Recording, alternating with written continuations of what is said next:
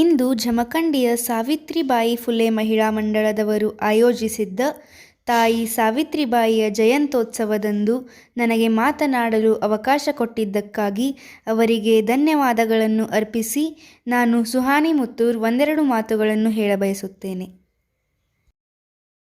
ತಾಯಿ ಸಾವಿತ್ರಿಬಾಯಿ ಫುಲೆ ಅವರ ಜಯಂತ್ಯೋತ್ಸವದ ನಿಮಿತ್ತವಾಗಿ ಹಮ್ಮಿಕೊಂಡಂತಹ ಈ ಕಾರ್ಯಕ್ರಮದ ಸನ್ಮಾನ್ಯ ಅಧ್ಯಕ್ಷರೇ, ಮುಖ್ಯ ಅತಿಥಿಗಳೇ ಹಾಗೂ ಇಲ್ಲಿ ಸೇರಿದ ಎಲ್ಲ ಹಿರಿಯರೇ, ತಮ್ಮೆಲ್ಲರಿಗೂ ನನ್ನ ಹೃತ್ಪೂರ್ವಕ ಶುಭಾಶಯವನ್ನು ಕೋರುತ್ತೇನೆ. ಒಬ್ಬ ಮಹಿಳೆ ಅಕ್ಷರ ಕಲಿತರೆ ಅದು ಕೇವಲ ಅವಳ ಬದುಕನ್ನಲ್ಲ, ಇಡೀ ಸಮಾಜದ ಭವಿಷ್ಯವನ್ನೇ ಬದಲಾಯಿಸಬಲ್ಲದು ಎಂಬ ಸತ್ಯವನ್ನು ತಮ್ಮ ಜೀವನದಿಂದಲೇ ಸಾಬೀತುಪಡಿಸಿದ ಭಾರತದ ಮೊಟ್ಟ ಮೊದಲ ಶಿಕ್ಷಕಿ, ಭಾರತದ ದಮನಿತರ ಮೊದಲ ಧ್ವನಿ ಹಾಗೂ ಅಶಿಕ್ಷಿತರ ಪಾಲಿನ ನಿಜ ಸರಸ್ವತಿಯಾಗಿರುವ ತಾಯಿ ಸಾವಿತ್ರಿಬಾಯಿ ಫುಲೆ ಅವರ ದಿವ್ಯ ಜೀವನದ ಕುರಿತು ಒಂದೆರಡು ಮಾತುಗಳನ್ನು ಹೇಳಬಯಸುತ್ತೇನೆ. ಮಾನ್ಯರೇ, ಇಂದು ನಾವು ಮಹಿಳೆಯರು ಶಾಲಾ ಕಾಲೇಜುಗಳಿಗೆ ಹೋಗುತ್ತಿದ್ದೇವೆ. ಉನ್ನತ ಶಿಕ್ಷಣವನ್ನು ಪಡೆದು ಉದ್ಯೋಗಗಳನ್ನು ಗಿಟ್ಟಿಸಿಕೊಂಡು ಆರ್ಥಿಕವಾಗಿ ಸ್ವಾವಲಂಬಿ ಜೀವನವನ್ನು ನಡೆಸುತ್ತಿದ್ದೇವೆ. ನಮ್ಮ ಮನೆಯ ಮಗಳು ದೇಶ ವಿದೇಶಗಳಲ್ಲಿ ಕೀರ್ತಿ ಪತಾಕೆ ಹಾರಿಸುವುದನ್ನು ನೋಡುತ್ತಿದ್ದೇವೆ. ಆದರೆ ಒಂದು ಕ್ಷಣ ಯೋಚಿಸಿ, ಇದನ್ನೆಲ್ಲ ನಮ್ಮ ಮನೆಯ ಮಕ್ಕಳು ಪಡೆಯಲು ಹಿಂದೆ ಅನೇಕ ಮಹನೀಯರು ತಮ್ಮ ಜೀವನವನ್ನೇ ತ್ಯಾಗ ಮಾಡಿ ಹೋರಾಟ ಮಾಡಿದ್ದಾರೆ. ಅಂದು ಅವರು ಬೆಳಗಿಸಿದ ಜ್ಯೋತಿ ಇಂದು ಅಸಂಖ್ಯರ ಬಾಳಿಗೆ ಬೆಳಕಾಗಿದೆ. ಅಂತಹ ದಿವ್ಯಾತ್ಮರಲ್ಲಿ ಪ್ರಮುಖ ಹೆಸರು ನಮ್ಮ ಸಾವಿತ್ರಿಬಾಯಿ ಫುಲೆ ಅವರದು. ಮಹಾತ್ಮ ಜ್ಯೋತಿಬಾ ಫುಲೆ ಇವರ ಧರ್ಮ ಪತ್ನಿಯಾಗಿ ಅವರ ನೆರಳಿನಂತಿದ್ದರೂ ಕೂಡ ಈ ಮಹಿಳಾ ಶಿಕ್ಷಣ, ಮಹಿಳಾ ಸಬಲೀಕರಣ, ಮಹಿಳಾ ಜಾಗೃತಿ ಎಂಬ ವಿಷಯಗಳಲ್ಲಿ ಓರ್ವ ಕ್ರಾಂತಿಕಾರಿ ವನಿತೆಯಾಗಿ ತಮ್ಮದೇ ಆದ ಹೋರಾಟದ ಹಾದಿಯನ್ನು ರೂಪಿಸಿಕೊಂಡವರು ಸಾವಿತ್ರಿಬಾಯಿ ಫುಲೆ ಅವರು. ಸ್ನೇಹಿತರೆ, ಹುಟ್ಟು ಆಕಸ್ಮಿಕ, ಸಾವು ಅನಿವಾರ್ಯ. ಅವುಗಳ ಮಧ್ಯದ ಬದುಕನ್ನು ಹೇಗೆ ಜೀವಿಸಬೇಕು ಎಂಬುದು ನಮ್ಮ ವಿವೇಕಕ್ಕೆ ಬಿಟ್ಟ ವಿಚಾರ. ನಾವು ಆ ಬದುಕಿನ ಆಯುಷ್ಯವನ್ನು ಎಷ್ಟು ಅರ್ಥಪೂರ್ಣವಾಗಿ ಜೀವಿಸುತ್ತೇವೆ, ಎಷ್ಟು ಜನರ ಹೃದಯವನ್ನು ತಟ್ಟುತ್ತೇವೆ ಎಂಬುದರ ಮೇಲೆ ನಮ್ಮ ಜೀವನದ ಮೌಲ್ಯ ನಿರ್ಧಾರವಾಗುತ್ತದೆ.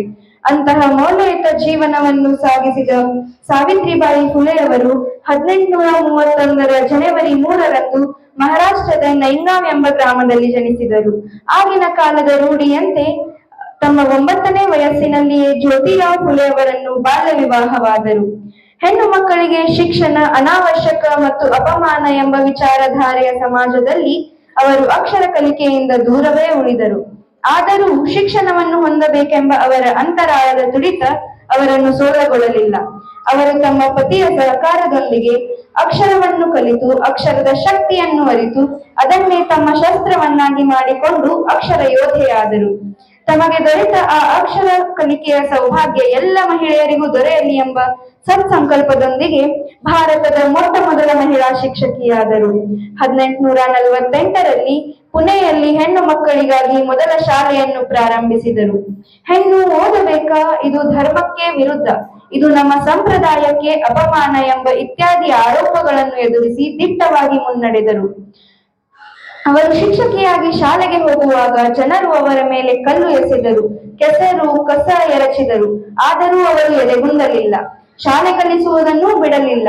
19ನೇ ಶತಮಾನದ ಅಂತಹ ಸಂದರ್ಭದಲ್ಲಿ ಸಮಾಜವನ್ನು ಎದುರಿಸಿ ಮುನ್ನಡೆದದ್ದು ಸಾಮಾನ್ಯ ಧೈರ್ಯವೇನಲ್ಲ, ಅದು ನಮ್ಮ ಅಕ್ಷರ ಯೋಧೆಯ ಶೌರ್ಯಕ್ಕೆ ಸಾಕ್ಷಿಯಾಗಿದೆ. ಮುಂದೆ 1855ರಲ್ಲಿ ಕೂಲಿ ಕಾರ್ಮಿಕರಿಗಾಗಿ ರಾತ್ರಿ ಪಾಳ್ಯದ ಶಾಲೆಯನ್ನು ತೆರೆದು ಅವರನ್ನು ಜಾಗೃತಿಗೊಳಿಸಿದರು.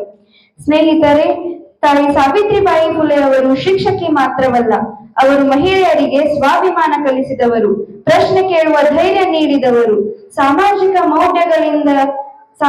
ಮೌಢ್ಯಗಳ ಅಟ್ಟಹಾಸದಿಂದ ಕಾಡುಗಲ್ಲಿನಂತಿದ್ದ ಮಹಿಳೆಯರ ಜೀವನಕ್ಕೆ ಒಂದು ರೂಪವನ್ನು ಕೊಟ್ಟು ಮಹಿಳಾ ಜಾಗೃತಿಯ ಶಿಲ್ಪಿ ಎನಿಸಿದವರು. ಅಂದಿನ ಕಾಲದಲ್ಲಿ ಅವರು ಕೈಗೊಂಡ ಕಾರ್ಯಗಳು ಮುಂದುವರಿದ ಜನಾಂಗ ಎಂದೆನಿಸಿಕೊಂಡ ಬ್ರಿಟಿಷರನ್ನೇ ಬೆರಗಾಗಿಸಿದವು. ಅವರು ವಿಧವೆಯರಿಗೆ ಅನೇಕ ಆಶ್ರಮಗಳನ್ನು ಸ್ಥಾಪಿಸಿದರು, ವಿಧವೆಯರ ಪುನರ್ವಿವಾಹಕ್ಕೆ ಬೆಂಬಲ ನೀಡಿದರು, ಬಾಲ್ಯ ವಿವಾಹದ ವಿರುದ್ಧ ಧ್ವನಿ ಎತ್ತಿದರು, ಜಾತಿ ಭೇದಗಳನ್ನು ಧಿಕ್ಕರಿಸಿದರು. ಶಿಕ್ಷಣವಿಲ್ಲದ ಸಮಾಜ ಕತ್ತಲೆಯಲ್ಲಿಯೇ ಉಳಿಯುತ್ತದೆ ಎಂದು ಸಾರಿ ಸಾರಿ ಹೇಳಿದರು. ಅವರು ಅನಾಥ ಮಕ್ಕಳಿಗೆ ತಾಯಿಯಾದರು, ನಿರಾಶ್ರಿತ ಮಹಿಳೆಯರಿಗೆ ಆಶ್ರಯ ನೀಡಿದರು. ತಾವು ಸ್ವತಃ ಒಬ್ಬ ಬ್ರಾಹ್ಮಣ ವಿಧವೆಯೊಬ್ಬಳ ಮಗುವೊಂದನ್ನು ದತ್ತು ಪಡೆದರು. ಹೀಗೆ ಹಲವಾರು ವಿಧಗಳಿಂದ ಮಹಿಳೆಯರನ್ನು ಸಮಾಜದ ಮುಖ್ಯವಾಹಿನಿಗೆ ತರಲು ಅವರು ಪಟ್ಟ ಶ್ರಮದಿಂದಾಗಿ ಅವರನ್ನು ಮಹಿಳಾ ಜಾಗೃತಿಯ ಶಿಲ್ಪಿ ಎಂದು ಕರೆಯುತ್ತೇವೆ. ಅವರು ಜಾತಿ ಮತ್ತು ಲಿಂಗದ ಆಧಾರದ ಮೇಲಿರುವ ಅಸಮಾನತೆಯನ್ನು ನಿವಾರಿಸಲು ಅವರ ಪತಿಯೊಂದಿಗೆ ಸೇರಿ ಸತ್ಯಶೋಧಕ ಸಮಾಜವನ್ನು ಸ್ಥಾಪಿಸಿದರು ಹಾಗೂ ಕಾವ್ಯಕುಲೆ ಎಂಬ ಕವನ ಸಂಕಲನವನ್ನು ಕೂಡ ಪ್ರಕಟಿಸಿದರು. ಮುಂದೆ 1897ರಲ್ಲಿ ಪುಣೆಯಲ್ಲಿ ಪ್ಲೇಗ್ ಮಹಾಮಾರಿ ಹರಡಿದಾಗ ಜನರೆಲ್ಲರೂ ರೋಗಿಗಳನ್ನು ದೂರದಿಂದಲೇ ನೋಡುತ್ತಿದ್ದರು. ಆದರೆ ತಾಯಿ ಸಾವಿತ್ರಿಬಾಯಿ ಫುಲೆಯವರು ರೋಗಿಗಳನ್ನು ತಮ್ಮ ಕೈಯಿಂದ ಎತ್ತಿ ಆಸ್ಪತ್ರೆಗೆ ಸೇರಿಸುತ್ತಿದ್ದರು. ಆದರೆ ಆ ಸೇವೆಯೇ ಅವರ ಜೀವನವನ್ನು ಕಿತ್ತುಕೊಂಡಿತು. ಮಾನ್ಯರೇ, ಇದು ಕೇವಲ ಸಾವಲ್ಲ, ಇದು ಮಾನವೀಯತೆಯ ಮಹಾ ಬಲಿದಾನವಾಗಿದೆ. ಒಬ್ಬ ಮಹಿಳೆ ಎದ್ದು ನಿಂತರೆ ಮನೆ ಮಾತ್ರವಲ್ಲ, ಇಡೀ ಸಮಾಜವೇ ಎದ್ದು ನಿಲ್ಲುತ್ತದೆ. ಅಕ್ಷರ ಕೈಯಲ್ಲಿ ಬಂದರೆ ಅನ್ಯಾಯ ತಲೆಬಾಗುತ್ತದೆ.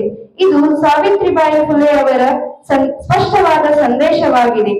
ಮಾನ್ಯರೇ, ಸಾವಿತ್ರಿಬಾಯಿ ಫುಲೆ ಅವರು ಕೇವಲ ಇತಿಹಾಸದ ಪಾಠ ಮಾತ್ರವಲ್ಲ, ಅವರು ನಮಗೆ ದಾರಿ ತೋರಿಸುವ ದೀಪವಾಗಿದ್ದಾರೆ ಎಂಬ ನುಡಿಗಳೊಂದಿಗೆ ನನ್ನ ಈ ಭಾಷಣವನ್ನು ಆ ಮಹಾಚೇತನದ ಪಾದಕ್ಕೆ ಅರ್ಪಿಸುತ್ತೇನೆ.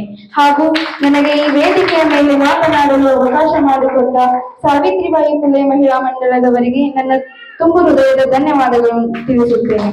ಜೈ ಶಿಕ್ಷಣ, ಜೈ ಸಮಾನತೆ, ಜೈ ಸಾವಿತ್ರಿಬಾಯಿ ಫುಲೆ. ಧನ್ಯವಾದಗಳು.